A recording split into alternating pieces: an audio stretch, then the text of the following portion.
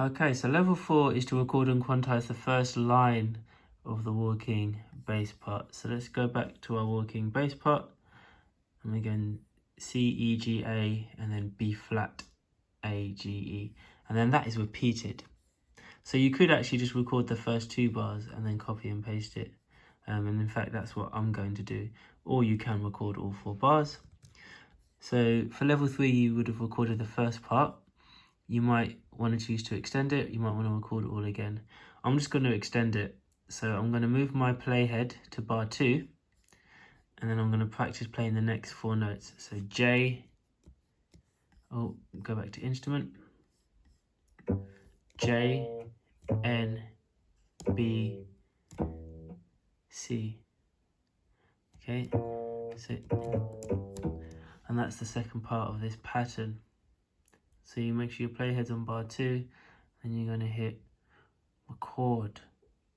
One thing you'll notice is this is on octave 2, okay, which is what I've said to use here, octave 2 for the bass. Alright, so let's record the second part. 2, 3, 4, 1, 2, 3, 4. Okay, and stop there. Double click, select all those notes, and hit quantize, or you can hit Control A and Control Q. Control A and Q. Okay, that looks good.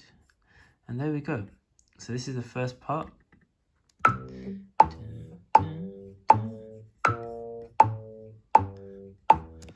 So for the whole of the first line, I just want to duplicate that.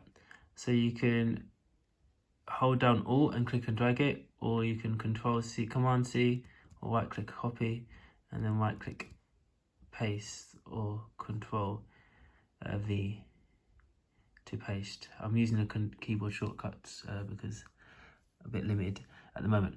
Okay, so this now is your level 4 task done.